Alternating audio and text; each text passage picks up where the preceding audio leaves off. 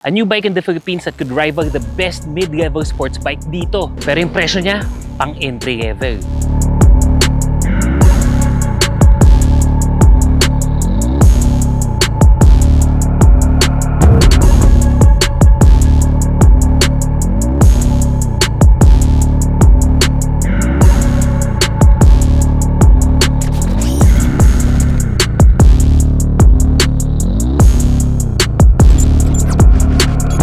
Pag-usapan ng napaka-poging bike na to, napansin namin na marami pa rin sa inyo hindi naka-follow at naka-subscribe sa mga channels and pages ng Motor ni Juan. Malaking bagay inyong mga like, comment, and share para siguraduhin mas marami pang maaabot ang video na to. This is the Bristol Zontes 703RR, priced at 498,800 pero naka-introductory price ngayon that if you buy it for cash, you will get it for only 468,800 pesos. Nakita niyo yung review natin for the 703F. Ito yung sports bike na kapatid niya. Pag-usapan muna natin forma mga brother kasi unang tingin ko dito, doon talaga capture your attention mo. I actually rode this when I was in China last year and happy ako na nakarating to sa Pilipinas. This has that look of a super sport bike. Pero papasok siya dun sa mid-size because of the engine displacement which is 700cc. Mamaya pag-uusapan natin sa makina. But when it comes to the overall look, iba talaga. Iba talaga yung pogi ng bike na to. I mean, from the front, you have the aggressive linings, smooth flowing pero forward moving lahat. Ang smooth nung pag-transition niya from the side tapos yung payuko dito na para bang motor ng isang superhero. You have a lot of decals here and there across the motorcycle to emphasize the lines na meron siya kasi ganda talaga. For this color, nagustuhan ko yung silver and then with the accent ng blue. Sa front fender naman niya, okay din kasi hindi siya plain. Meron siyang combination of the black and the silver color as well. We also have a couple of front air cowlings, obviously for aerodynamics. Pero ang ganda rin kasi yung pinakaloob niya, may paint na blue. Kung isipin mo, hindi naman na kailangan pinturahan ng blue yung loob kasi tago naman Pero if you're looking at it from another angle, ang ganda ng dating. Kumbaga, medyo sumisigip yung metallic blue na air cowling na nasa gilid niya. And then we have some air vents across and then some layers, mga nagpatong na layer but it all blends well together. Swing arm, ang ganda rin. Gitaw na gitaw yung branding niya dito na racing, full speed ahead, yun yung nakalagay niya dito and okay din yung color, matches the color of the fairings. For the seats, just all black.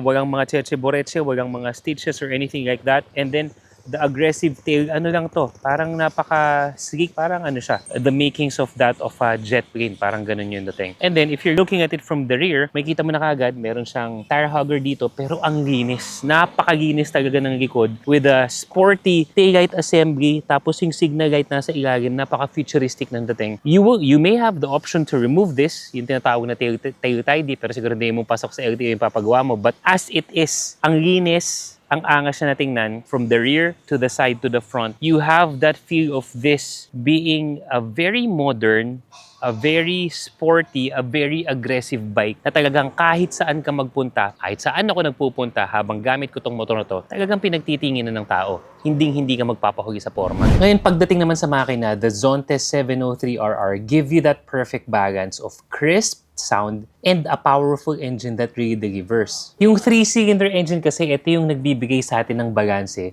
na hindi masyadong mabigat yung makina ng motor but at the same time, you have that wapak power. Actually mga brother, hindi na natin na top speed to given the public roads that we were using this in. I never had the opportunity to try this out to track. But when I was in China, I was advised that this engine can reach 257 kilometers per hour. Napakabilis nun para sa 700cc na motor. And when it comes to acceleration, wala ka talaga masasabi because you can go from 0 to 100 kph in just 3.5 seconds. Ganun siya kabilis, ganun siya kalakas. Yung power na to, this can rival the best of the mid-level sports bike that we have, but at a lighter package. Hindi ganun kabigat yung makina, pero yung power delivery is something that you would expect out of a sports performance bike. Bukod sa delivery ng makina nito, ang isa sa mga nagpapaangas sa power delivery and engine performance is its aluminum frame. Magaan lang yung pinaka-body niya. At the same time, yung quick shifter nito. Yung quick shifter nito is applicable for upshift.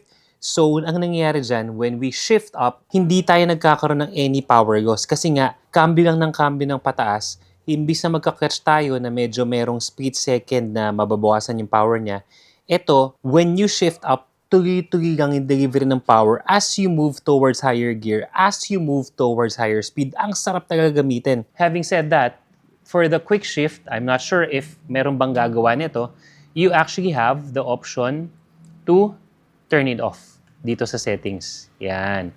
Pero ako, ewan ko, I don't see any reason why you would turn it off kasi ang sarap ng gamitin kapag naka-quick shift ka. But just to let you know, this bike has the option to turn that feature off. Ang sarap ng pagkakarev ng engine. Talagang this engine is really designed for track or sport use. So comparing this to the other midweight sports bike, the 703RR lumagamang to when it comes to its high speed and stability. Before we proceed to the actual braking system, napansin natin that the levers are also adjustable. Both the clutch at saka yung brake levers. So, according to your preference. Puntahan naman natin yung brake system for the 703RR. What we have in front is dual disc brake. Malaki yung diameter niya. Purely round, it's not edged. And dual ABS channel as well. Napansin natin, the calipers are J1 branded, 2-pot caliper sa front brake. J1 brand, for those of you who's not familiar with the brand, parang ano yan, parang pinsan or sister company ng Brembo. So you can expect definitely very, very good quality when it comes to the calipers.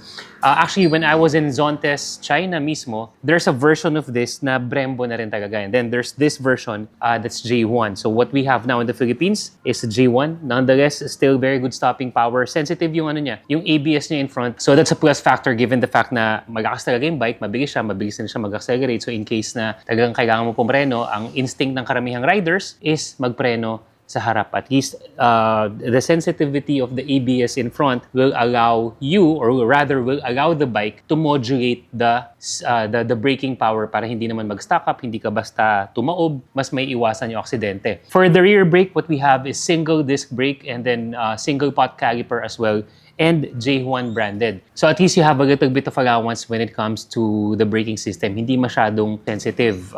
But at least good to know you have that braking capability.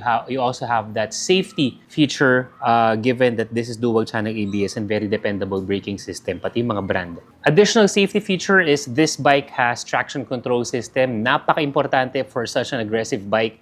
That will allow the bike to modulate the spin nung rear wheel natin kapag medyo dumudulas, nag-lose traction, babawasan niyo yung power para bumalanse siya sa grip ng gulong at saka sa power delivery ng engine. So, definitely a plus factor when it comes to the safety feature para kay 703RR. Take note that the TCS or traction control can be turned off at saka turned on depending on your preference. For the suspension, what we have in front is inverted fork, fully adjustable. So, nandito yung adjustments niyan for the compression, for the rebound, and then we have monoshock at the rear. Tago, actually, yung suspension na ito sa likod, kaya nga just sa looks pinag-usapan natin, ang linis talaga.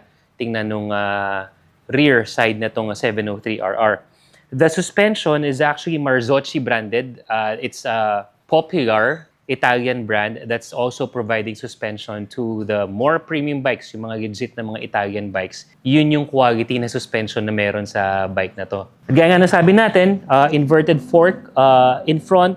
When it comes to performance, especially on hard engine braking, on aggressive cornering, this is able to absorb a lot of the impact itong makapal na parte ng inverted fork natin. So you have that confidence when it comes to the aggressive corner na it will really deliver and giving that smooth transition from high speeds to engine brake hanggang sa mag-corner ka. Napaka-stable. Sa rear also provides a very, very good stability when it comes to aggressive cornering. Although there's a little bit of stiffness, which we can say it's expected given the type of bike na that this 703RR is, sakto lang naman. Pero syempre, pag panay lubak, mararamdaman mo talaga siya. Kasi yung upuan naman niya in relation to the riding comfort of the suspension, hindi rin naman ganun kalambot. Again, typical for any sports bike na meron tayo sa Pilipinas. But overall, when it comes to performance, when it comes to speed, when it comes to cornering, what you will have, what the Marzocchi suspension will produce is great stability, mapa-speed yan, mapa-aggressive cornering.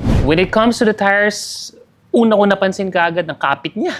Providing very, very good traction when it comes to the initial launch, especially if you want to speed up as well yung isang birada mo. The engine will deliver because of the high-performance engine that this motorcycle has. Pero yung grip nung gulong sa kalsada ramdam na ramdam mo. Even on cornering, on more aggressive cornering, talagang hindi ka magdadalawang isip. This has bigger threads when it comes to the tires, pero malaki yung distance na from each other, giving the bike more surface area when it comes to cornering. And again, Michelin branded. So far, no, sa mga napag-usapan natin, for the Zontes 703RR, you have branded calipers, you have premium branded suspension, and also the tires. So when it comes to the parts, hindi talaga siya tinipid. And again, this is one of the best, kung hihimay natin si 703RR, gulong is one of the best components that you can have pagdating dito sa sobrang kapit, sobrang dependable. Ma-enjoy mo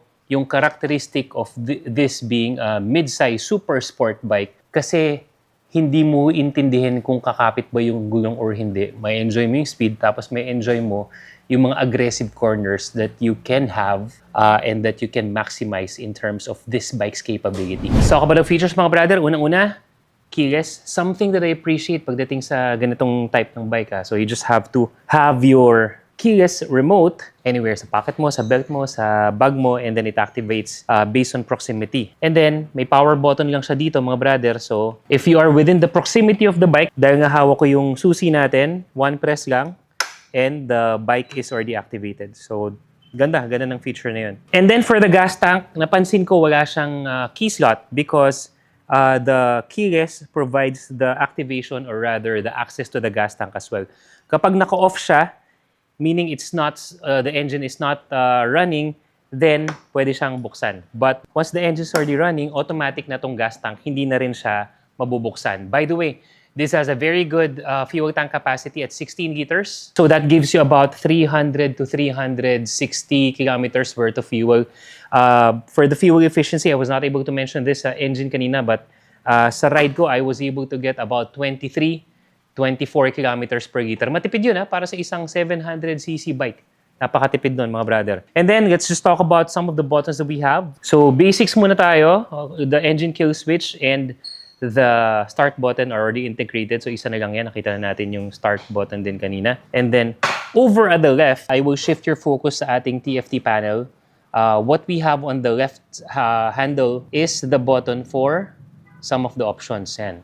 So, ito yung diniscuss natin kanina that the TCS can be turned off or can be turned on. So, very accessible and dali lang niyang gamitin. And then, for fun, or if ever you want to use this track, you actually have lap times. So, with a simple press of a button, tapos ka na ng isang lap, and then just go on to the next one, and so on and so forth. So, very good feature, especially for those individuals or riders na maaring gamitin to as your race bike, for fun, for competition, or whatnot. And then for the mode, ito yung sasabi natin, very easy to access when it comes to the riding modes because we have the eco mode and the sport mode. By the way, yung fuel efficiency na sinabi ko, that's me using sport mode most of the time. So still, matipid pa rin siya. So meaning I could get a little bit more fuel efficiency kapag naka-eco mode pa ako. And then for the interface natin, we can personalize this or rather we can have options. The panel is pretty much similar sa mga Zontes 400cc scooters na meron. Ayun o. Diba? If you're familiar with some of the reviews ng Zontes natin, the interface is something that we can change. Yan, o, diba? So we have different styles. We have the adventure mode and then we have the city mode. Pero para sa akin kasi mas match yung sport mode para sa type ng bike na meron tayo because we can now see the tire PSIs, the voltmeter, the riding modes. Ngayon naka-sport mode tayo, S. And malaki yung ating speedometer, RPM, with the fuel gauge and engine temperature. Alright, another feature that you will love is really the phone connectivity. So, ang gagawin lang natin, just go to the interface and then choose, ito, yung dulo mga brother, the one that says Zontes Connection. When we press that, it will present us with a QR that we just have to scan. And then, we just have to download the app that will connect us to the motorcycle. So it offers a lot of information when it comes to the bike monitoring, the PMS, the speed, the fuel consumption. Alright, para sa mga nag-aalangan mag-big bike, you may use me as a reference. I am 5'10" in height. Sakin natin para mas matansa nyo. Yun, baba lang. So, Lapat na lapat yung aking mga paa, mga brother.